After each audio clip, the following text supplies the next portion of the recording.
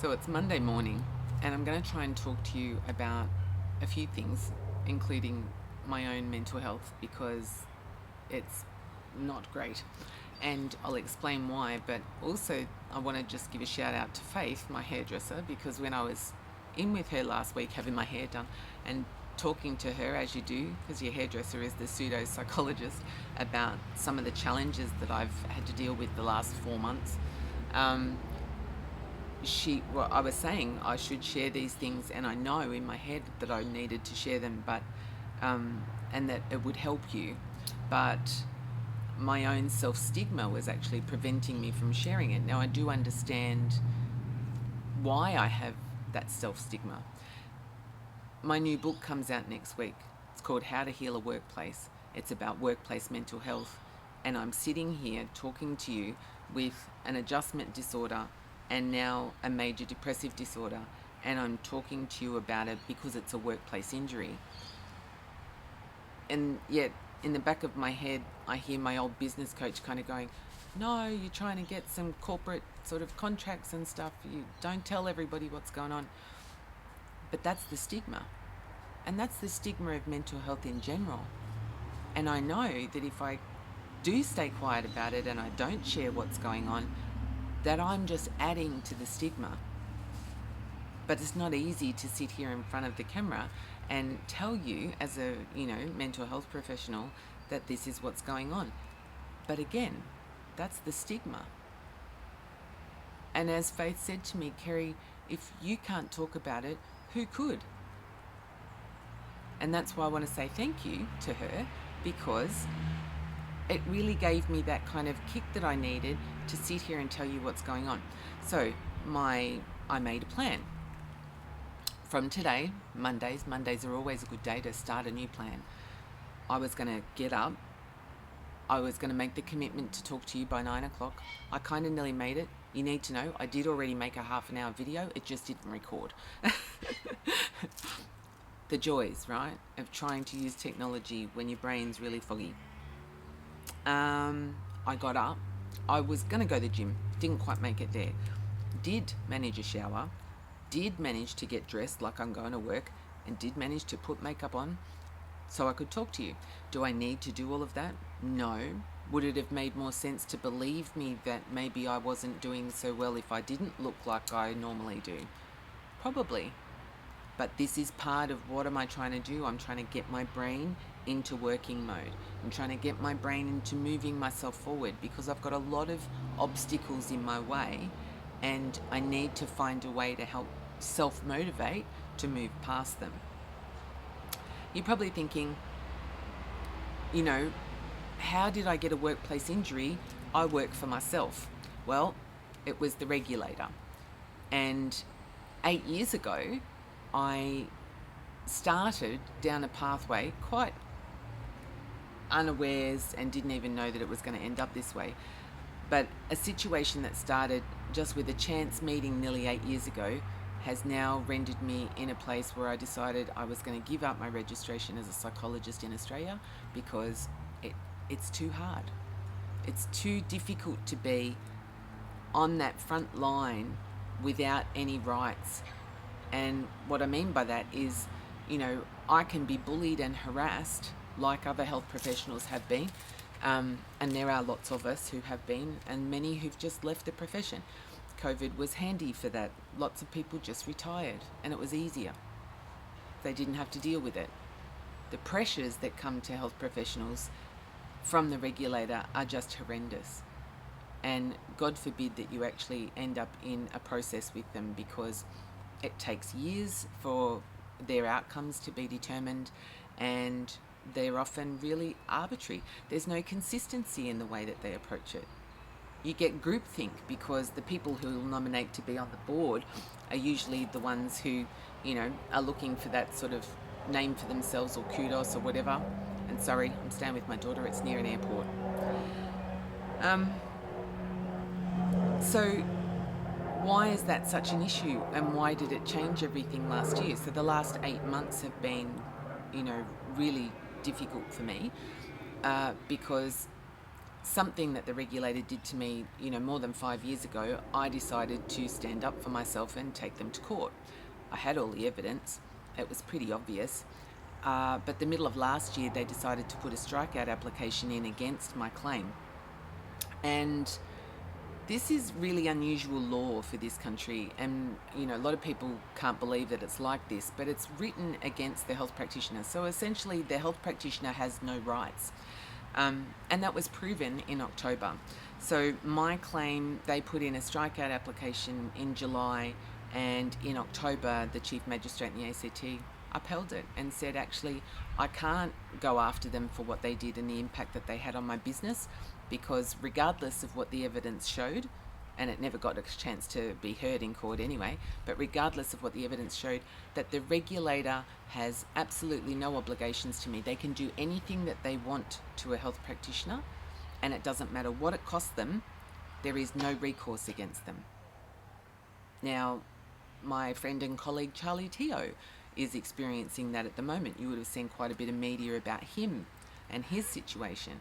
And why is he in it? Because the regulator have made a beeline and decided to make an example of him. For what? Why? Because, I don't know, somebody who sits on the board has decided that he got a bit too big for his boots or something. Who knows? But that's actually the sorts of things that cause people to end up in the eye of the regulator. In my case, it was something completely random. It was just a random chance meeting. But it was all vexatious, and they knew it, and there was evidence of it, but they just decided to ignore it and try and punish me anyway. And this is the thing that people don't understand. And even there'll be health practitioners watching this kind of going, oh, she must have done something wrong. I did not. I didn't do anything. And when I stood up for myself, they decided to keep harassing me and in fact make it worse. So when I went into court in August, and actually we only ended up there, my poor junior lawyer ended up there because the regulator had agreed that they were going to go along with something if I changed my case, basically. So I agreed to a small change, and then at the 11th hour they went, oh no, we were just joking, no, we're going to fight it, and they kept going. In August, within half an hour of walking out of court, I had a phone call to my office with an investigator from AHPRA on the other end saying they wanted to speak to me about a new notification. And of course, that's completely unheard of. One, they never phone you with a notification, they always put it in writing. And two, there's a whole process around how a notification kind of works and how it's supposed to work. So of course I didn't speak to them.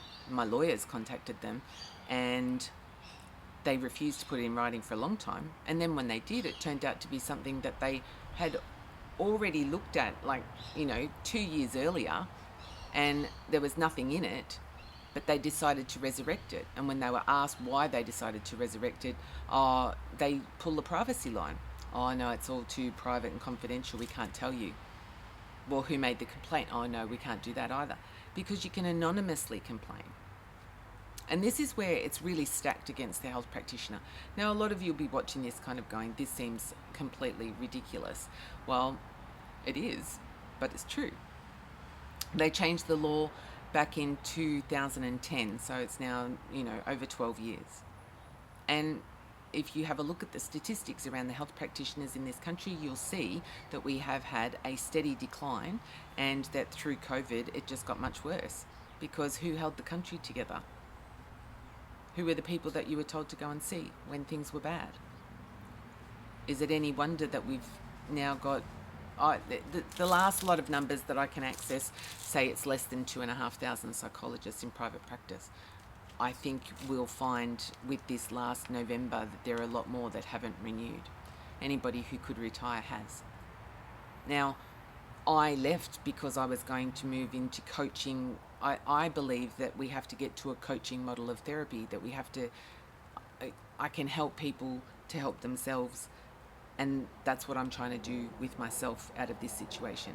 Now, what was an adjustment disorder in November has turned into a major depressive episode now, because the things that I thought were there to back me up weren't there. So, the regulator's doing all of this stuff, my mental health is deteriorating. I know that I can't continue to see people. I can't get out of my own head and my own situation to think. So one-on-one's not going to work. So I made the decision to stop seeing people in October because my mental health was really not good, and let my registration lapse in November. And you would have seen, I went overseas and I did that. I went and stayed with friends where I was staying at their generosity overseas, and I Airbnb'd my house so that I had some income to hold me over, because I'd stopped working and I needed 6 weeks to wait for my income protection to kick in. Well, it's now been 4 months and I still don't have my income protection coming in because my insurer apparently had put a mental health exclusion on my policy, a permanent one. Like, this is ridiculous. One, I never got a discount for it, and two, even if you take out a life insurance policy, you are still covered if you take your own life, but there's usually a 2-year exclusion or something like that. Yet somehow they decided to permanently exclude me, and they did it because I have ADHD. Now, it's a developmental disorder, right? If anything, there's an argument that it's a disability. I think it's a superpower, but it doesn't change the fact that I was excluded from any mental health related issue for that. There's no rational reason why that should be the case. I don't have any, higher risk factor because of that. And the fact that it was excluded for that reason is just the stupidest thing ever. But I'm now having to fight it. So my adjustment disorder in November, that was there because I lost my livelihood basically, has now developed into a major depressive disorder because my financial position is not where I expected it to be. So when we think about the stresses that create our mental health issues, one is obviously loss of professional kind of input. I always say you need a purpose to recover. You need to feel like we've got to do something. Saw something from Ian Hickey last week talking about, how retirement may actually not be good for our mental health, and it makes sense. If we don't have a purpose or a meaning to our life, the reason to get up every day and do something, that can have quite a deleterious impact on our mental health, right? Makes sense. So first off, I lose my opportunity to sort of work in my chosen profession.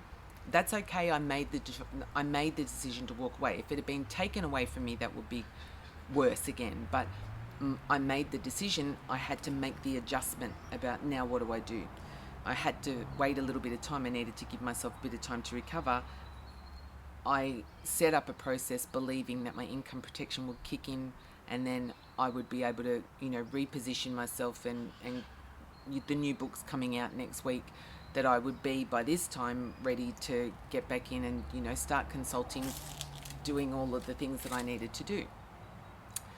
But because the income protection didn't kick in, I'm now under huge amounts of financial pressure.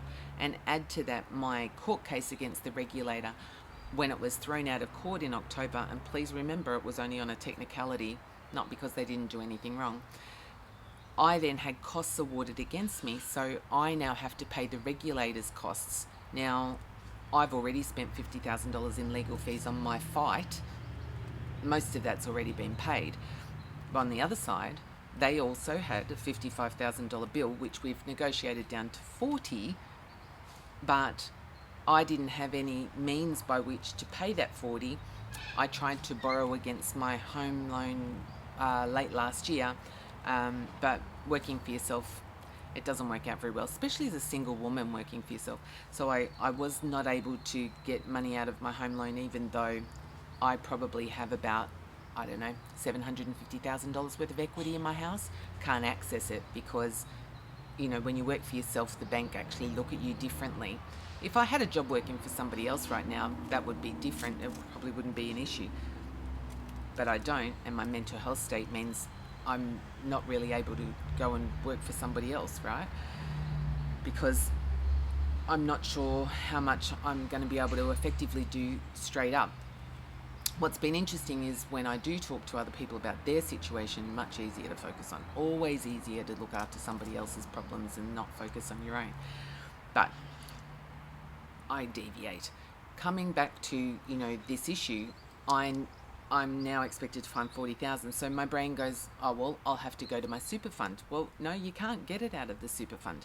Do you know the only way I can get money out of my home loan, out of the super fund, is if my home loan repayments are in arrears, and it's about 5 months that you have to be, that the whole process takes from when I'm not able to pay my mortgage before I can get money out of the super fund.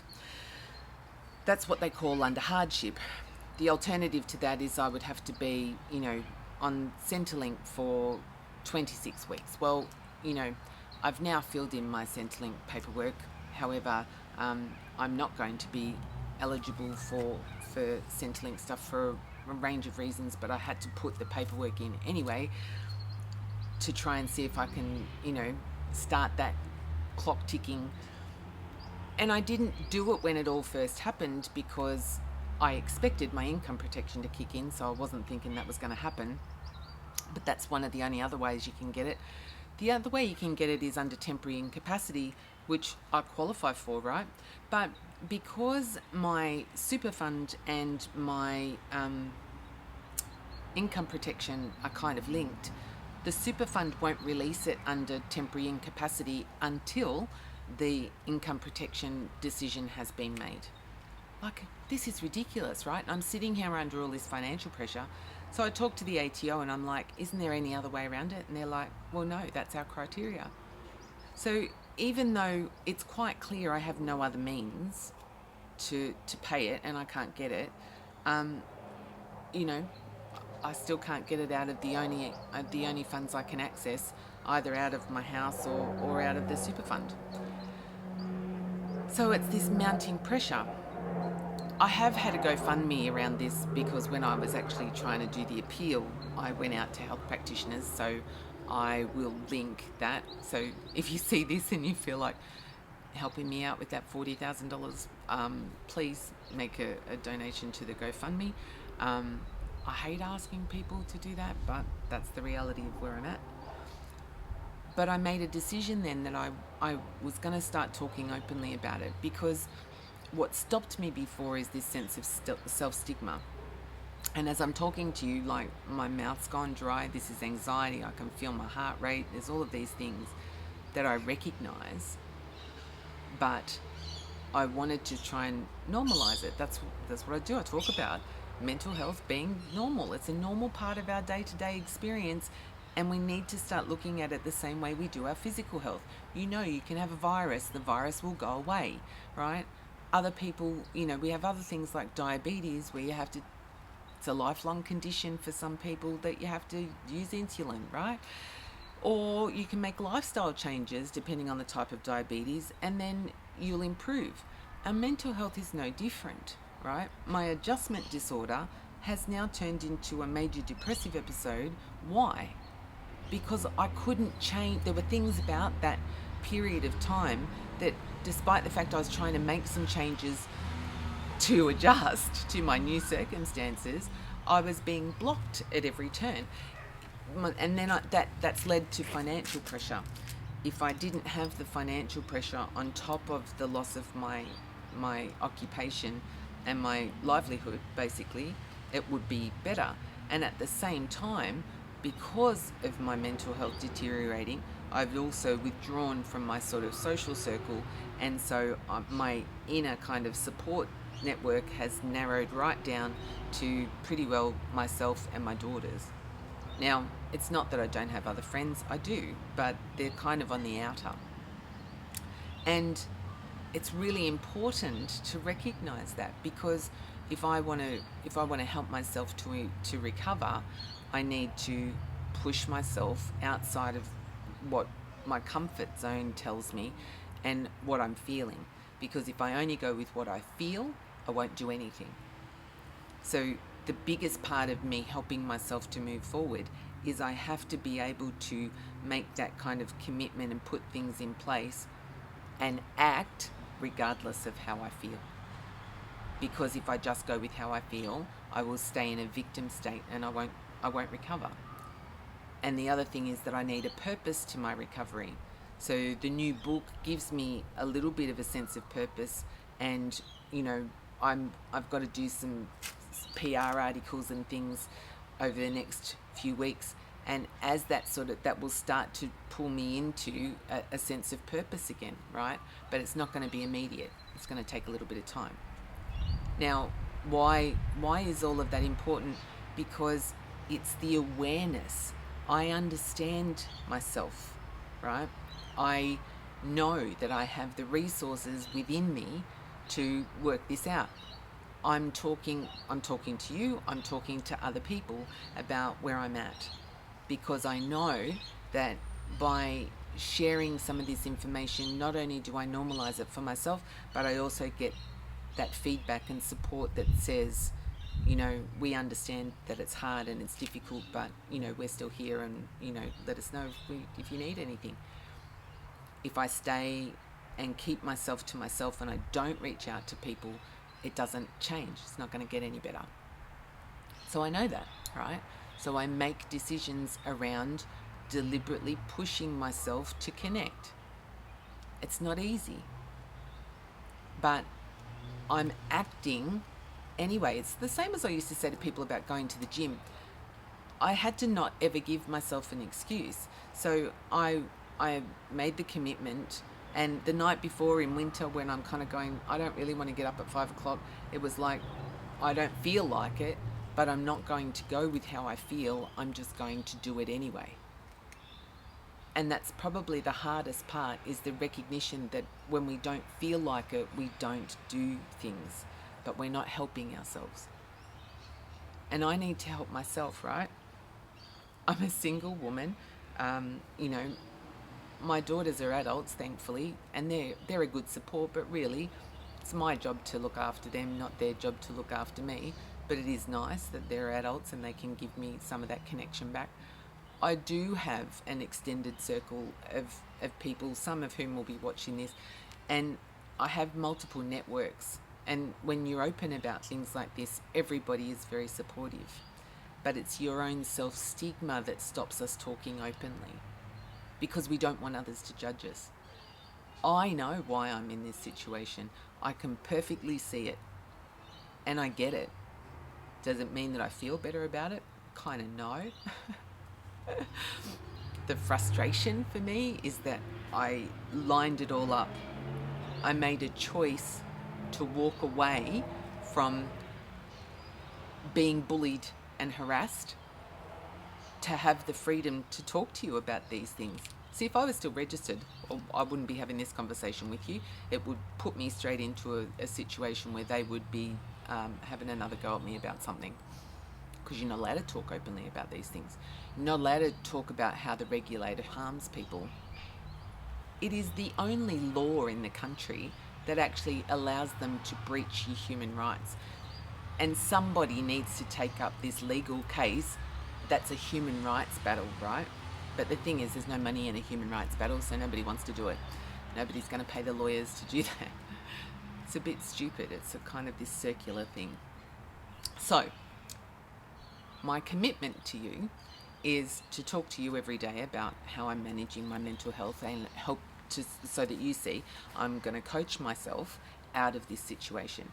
And I'm going to share with you the sorts of things that I do to coach myself out of it, so that you understand how to help yourself in a situation such as this. Because workplace injuries can happen for a variety of reasons. Some of them can be controlled by the employer, some can't. And that regardless of what that injury is, that we need to work out, well, what's the recovery process? And getting me back into a place where I can make a meaningful contribution sooner rather than later is the thing that's going to help me the most. So a big part of why I'm saying this is my commitment to you is because by getting up this morning, getting dressed, putting stuff on my face, talking to you about what's going on, I give myself a sense of meaning to all of this negativity that's happened. Because at every turn in the last few months, it's felt like there's just yet another roadblock. And yesterday, it was just amazing how this happened. But I've been saying the last sort of week, it feels like I'm in a phoenix process, like that everything in my life has to almost be razed to the ground and, burnt to smithereens to allow me to rise from the ashes again, like a phoenix does.